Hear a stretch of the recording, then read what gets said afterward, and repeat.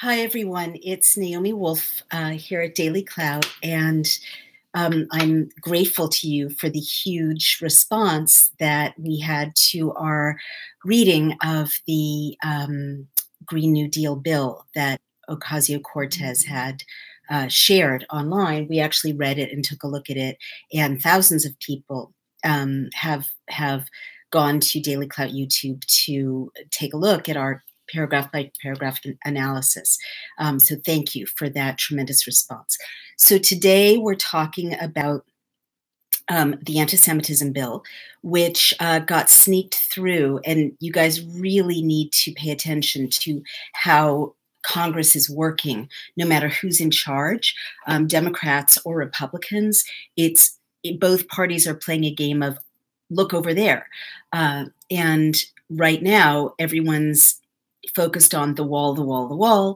Democrats and Republicans are making a gigantic spectacle out of the wall. And of course, people are suffering because of the government shutdown.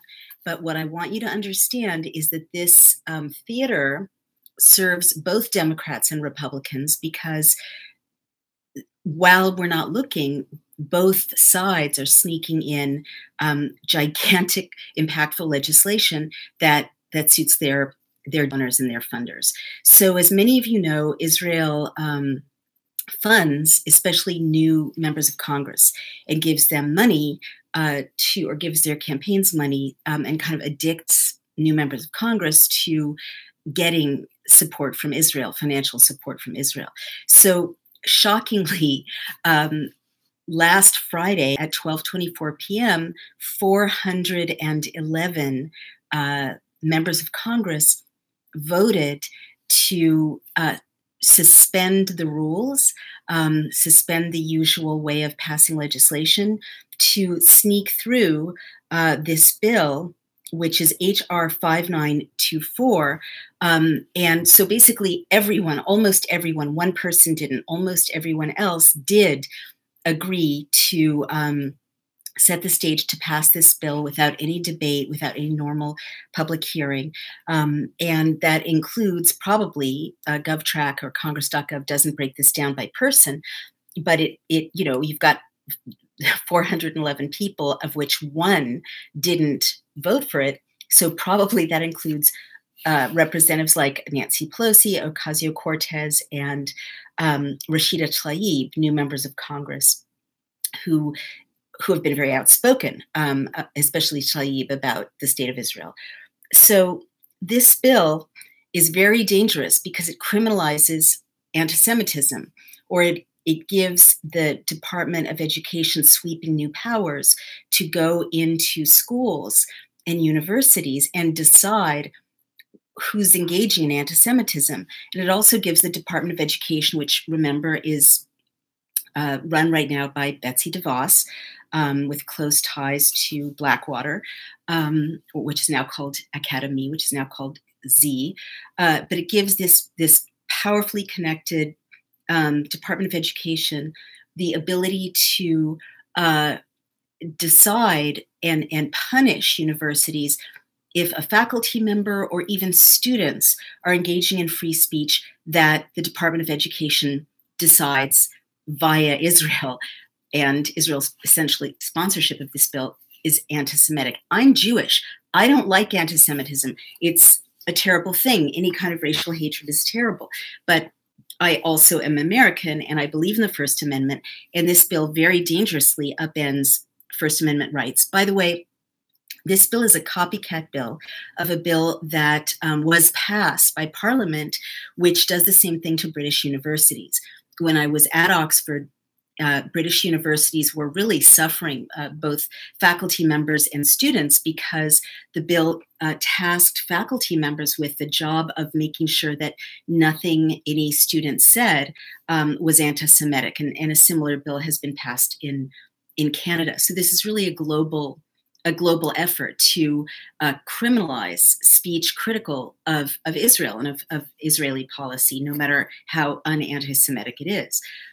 So the preamble, and this is a short bill, points out that Title VI of the Civil Rights Act ensures that the Department of Education defends anti-discrimination in schools. That's true, that's fine.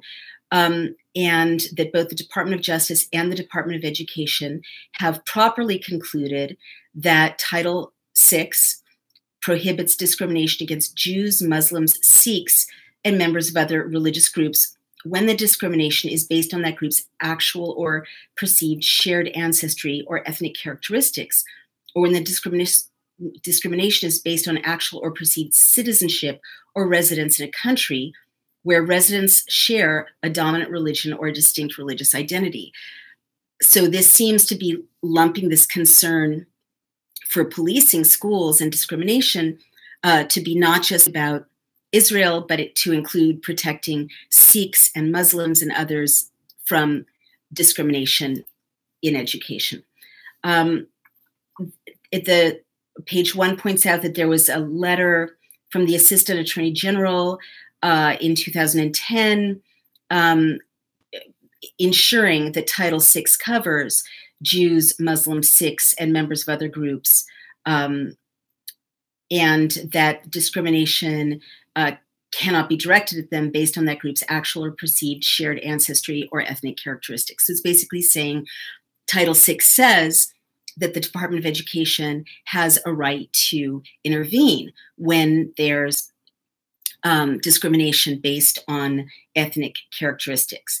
And so then it goes further in the preamble, and it says that in 2010, there was a Dear Colleagues letter issued by the Department of Education that pointed out that Title VI doesn't cover discrimination based solely on religious groups that face discrimination on the basis of actual or perceived shared ancestry or ethnic characteristics, but that people may not be denied protection under Title VI on the ground that they also share a common faith. And I'm quoting from the letter, the Dear Colleagues letter that the Department of Education sent out in 2010. These principles apply not just to Jewish students, but also to students from any discrete religious group that shares or is perceived to share ancestry or ethnic characteristics, e.g. Muslims or Sikhs. So in 2010, a Dear Colleague letter kind of set the stage for Jews, Muslims, and Sikhs to invoke the power of the federal government, or for the federal government to invoke its right to wade in if anyone targets Jews, Muslims, and Sikhs. And by the way, I hate hate speech, but we have a First Amendment, right? So I don't like discriminating language, but remember, we have a First Amendment, and the First Amendment covers speech that people don't like. The First Amendment covers hate speech in the United States. We do not have hate speech statutes. You can't threaten violence, but the First Amendment, it covers people saying on a campus, I don't like it, but the First Amendment says that they have the right to say, you stupid Jew, you stupid Muslim, you stupid Sikh, I hate all of you.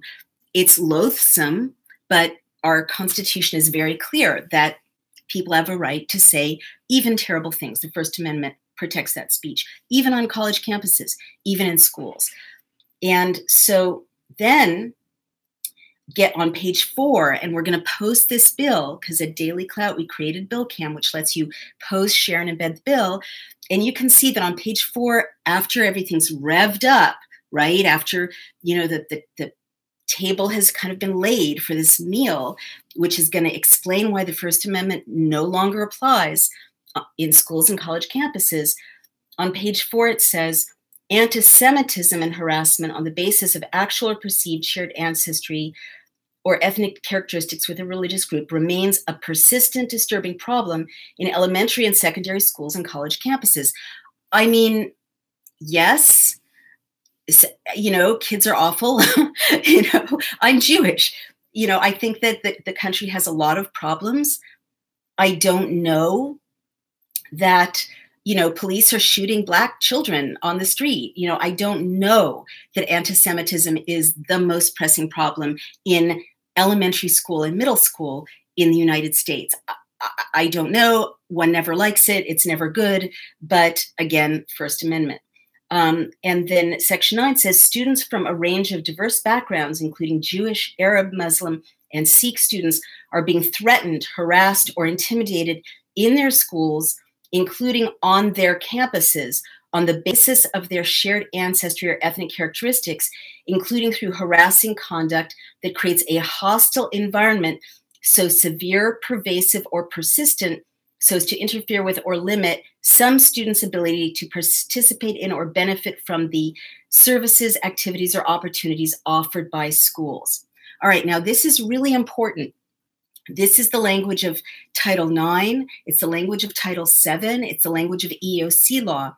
It's basically laying the groundwork that says this speech can be outlawed if it creates an environment in which kids can't participate in or benefit from the services, activities, or opportunities offered. That's pretty vague, right? I mean, what does that mean? If some horrible middle schooler says to another middle schooler, you smelly Sikh, you disgusting Muslim, you horrible Jew, those are awful things. But again, First Amendment, and schools have policies already. You know, schools are not governed by the federal government. School policy is local. Your school board decides what goes on in your school, and schools have policies to forbid and punish, suspend students who engage in harassment, who engage in bullying. So why is the federal government, with all the power of Congress, creating a new justification for the federal government to police the speech of 7-year-olds and 8-year-olds and 9-year-olds and college students in violation of the First Amendment? You feel how it's kind of sneaking in bit by bit by bit. Section 10, the 2010 Dear Colleague letter cautions schools that they, quote, must take prompt and effective steps reasonably calculated to end the harassment, eliminate any hostile environment and its effects, and prevent the harassment from recurring, end quote. But did not provide guidance on current manifestations of anti-Semitism, including discriminatory anti-Semitic conduct that is couched as anti-Israel or anti-Zionist. Boom. There it is. Sneaking up with hate speech, sneaking up with discrimination, updating a 2010 Dear Colleagues letter from the Department of Education, but sneaking in a whole new definition of anti-Semitism, what creates a hostile environment in which kids can't learn equally. Criticism of Israel creates that now. It's now, the federal government is now concerned with, in elementary school and middle school and college, anti-Semitism cloaked as, couched as, this is a direct quote, anti-Israel or anti-Zionist. So this is basically saying, I'm critical of Israel. I'm Jewish, right? And if I, am chatting with a mom at my stepson's middle school on school grounds, and I talk about an op-ed I've written in support of the BDS movement, that could be creating a discriminatory environment for those kids. If my high school student or a high school friend of the kids I know in high school writes an essay about the BDS movement and talks about it in class, no matter how civilly and respectfully, this defines that as anti-Semitism couched as criticism of Israel. 11, the definition and examples referred to in paragraphs 1 and 2 of Section 3 have been valuable tools to help identify contemporary manifestations of anti-Semitism and include useful examples of discriminatory anti-Israel conduct that crosses the line into anti-Semitism. Really listen to that. Don't get intimidated by the language. You'll get the hang of it as I walk you through these bills. This is saying the tools we just shared, that criticism of Israel or criticism of Zionism is really anti-Semitism. These tools have been useful in identifying contemporary manifestations of anti-Semitism fully protected by the First Amendment of the United States of America, right? I don't like anti-Semitism. I'm Jewish. It's bad, but it is very dangerous to say, you know, I'm the federal government and that speech is anti-Semitic, therefore you can't say it. You're a criminal. I'm going to punish your school. I'm going to punish your university, right? The First Amendment covers anti-Semitic speech. It covers speech critical of Muslims. It covers speech critical of Sikhs. These are bad things. We should all get along and respect each other. But this is saying these tools help the federal government identify anti-Semitism, which appears to be just criticism of Israel or criticism of Zionism. So what does that do immediately? There's a chilling effect. If your middle schooler or high schooler is in debate class, that child, that teenager is not going to dare bring up criticism of Zionism or criticism of Israel, even perfectly legitimate criticisms of thoroughly documented human rights abuses or inequalities under law, because the federal government with this bill says that that's anti-Semitism. And who wants to be anti-Semitic? You know, maybe anti-Semites do, but some kid who just wants to have a debate in mock trial and use an example from the news or from the Guardian, because our news often doesn't cover these anti-Semitism or anti-Zionism or the BDS movement or other legitimate criticisms of Israel that are not anti-Semitic. That child, that high schooler, is not going to want to dare go there. And the teacher won't let them and the principal will discourage it, because this is a gigantic mess, a can of worms that now lands with a disgusting, smelly thump at the feet of that principal, that teacher who dared to actually engage the kids or let the kids engage in free inquiry, free expression. Even the least anti-Semitic, even just criticism of Zionism, criticism of Israel. 12, awareness of this definition of anti-Semitism will increase understanding of the parameters of contemporary anti-Jewish conduct and will assist the Department of Education in determining whether an investigation of anti-Semitism under Title VI is warranted. Really absorb that.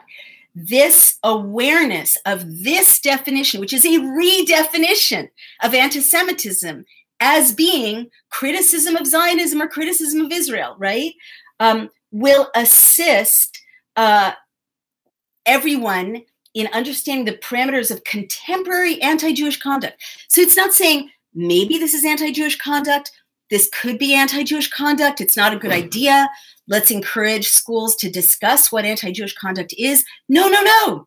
It's saying we are now redefining criticism of Israel as modern anti-Jewish conduct. Therefore, you know, quid pro quo. This equals that. Therefore, it is anti-Semitism to criticize Israel in school or in university, no matter how soberly, no matter with how many footnotes, no matter with how much documentation. Definitions. For the purposes of this act, the term definition of anti-Semitism is 1, includes the definition of anti-Semitism set forth by the special envoy to monitor and combat anti-Semitism of the Department of State in the fact sheet issued on June 8, 2010.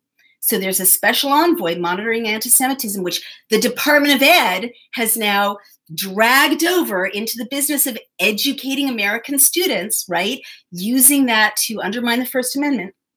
2, includes the examples set forth under the headings, quote, contemporary examples of anti-Semitism, end quote, and, quote, what is anti-Semitism relative to Israel, quote, of the fact sheet. Of course, we don't get the fact sheet here, but basically a fact sheet, which you can bet was, you know, drafted with AIPAC's help or the help of, you know, some other emissary of Israel. And I say this as a Jewish person who has worked in Hasbara, who's worked in the American Jewish Congress, who knows how closely AIPAC works with its congressional friends to draft those fact sheets about what is wrong with criticism of Israel. That fact sheet, not in the bill, in the United States legislature, is what is going to be the definition of anti-Semitism that this bill makes punishable by law. You get that? It's It's taking a document that isn't even here, that was probably drafted with the help of the Israeli consulate. And it says, reference that to know what this makes illegal. So it doesn't even give us as American citizens the right to look at the definition of anti-Semitism and call our representatives and say, I agree with this, I don't agree with this, strike paragraph 2 on page 6. We don't get that fact sheet. It's not in the bill. The bill says, look over there. I don't know where it is. It's somewhere. But that's the definition of anti-Semitism that now makes you a criminal if you criticize Israel. Section 4, and this is a short bill, so don't worry, we're almost done. Rule of construction, reviewing, investigating, or deciding whether there has been a violation of Title VI of the Civil Rights Act on the basis of race, color, or national origin based on an individual's actual or perceived shared Jewish ancestry or Jewish ethnic characteristics. What are those? That sounds anti-Semitic to me, and I'm Jewish. The Department of Education shall take into consideration the definition of anti-Semitism as part of the department's assessment of whether the practice was motivated by anti-Semitic intent. So this is really dangerous now. Now it's going past, did you criticize Israel? And it's going past, therefore that's anti-Semitic. And it's going to intent. And I've looked at laws that close down democracies, and intent is the scariest thing you can introduce into a bill. This is what the Soviet Union, this is how they pass legislation. What's the intent of the dissident? How can Betsy DeVos possibly know what's inside the mind of that middle schooler who's trying to have a debate about the BDS movement? She cannot know, but this gives her the power to say, I'm going to investigate and I'm going to establish, I'm going to say what is inside that middle schooler's mind, what's inside that teacher's mind. And the penalties are, if I say their intent was bad, therefore they violated Title VI of the Civil Rights Act, which has huge implications. If you violate Title VI, you lose funding, among other things. Administration. The Assistant Secretary for Civil Rights shall administer and enforce Title VI of the Civil Rights Movement. So they're saying the people who enforce the Civil Rights Act get to enforce whether middle schoolers have become anti-Semitic by criticizing Israel or criticizing Zionism. And that Betsy DeVos has the power to enforce what's inside middle schoolers' heads. General rule of construction. Nothing in this act shall be constructed to expand the authority of the Secretary of Education. Oh, but it did. To alter the standards pursuant to which the Department of Education makes a determination that harassing conduct amounts to actionable discrimination, or to diminish or infringe on the rights protected under any other provision of law that is in effect as of the date of the commencement. And then it says, the last paragraph is hilarious if it weren't so sad. Constitutional protections, nothing in this act shall be construed to diminish or infringe upon any right provided under the First Amendment to the Constitution of the United States. So that is what's called window dressing, ladies and gentlemen.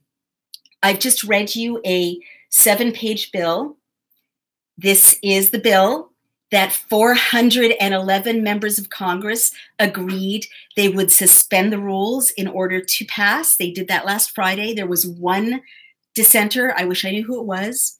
And it's pretending at the very end to say, oh, but yes, you're protected by the First Amendment of the Constitution. But I hope you've seen how page by page, paragraph by paragraph, it's chipped away at our rights to freedom of speech under the Constitution. And even scarier, it's taken a local issue, which is your local school, where your child goes to school, where your local taxes pay for the teachers, pay for the principal. And it's taken this federal government to say, we know what anti-Semitism is. We identify it as any criticism of Israel or any criticism of Zionism. We have the power to look inside your middle schoolers, high schoolers, or college students' brain, or the brain of their principal or their college president, to determine if there is anti-Semitic intent. And we get to decide if they violated Title VI of the Civil Rights Act by criticizing Israel right? And of course, if you violate the Civil Rights Act, you're open to all kinds of terrible penalties as a university, even a public university, as a high school, as a middle school, including investigations, punishments, and suspension of funding. So, ladies and gentlemen, this is Naomi Wolf. It's DailyClout, and the bill I will post under this video, and I want to read a few of the comments. Stephen Perry says, thank you so much, DailyClout. Thank you. I really appreciate the work that you do. Time for me to become a member. Thanks again. Stephen Perry, I heart you. Thank you so much. It actually costs a lot of money to have researchers who are highly trained help us read these bills and understand them, help me to explain them to you, help Nisha Jane and Isaiah Thompson explain them to you. And it costs money to keep our servers open, which actually give you BillCam, in which you can find any state or federal bill like this one. And unlike Congress.gov, you can share it through social media. You can tweet it to the bill sponsor. You can tweet it to the bill rep. And so we do live and die on your membership. It's only $3.99 a month. It's free to schools and libraries. So please, please do think about who actually reads the bill and tells you what's in it. We do. Very few other people do. And if this is of value to you, please like us on YouTube, subscribe to us on dailyclout.io, and become a member. Thank you. Daisy says, black and white. I went to grade school, some white kid called a black kid. I'm not going to say it. It's the N-word. The white kid got beat up. The black kid didn't get in trouble because the white kid used a racist term. I mean, there's so much wrong with that episode. I'm really sorry.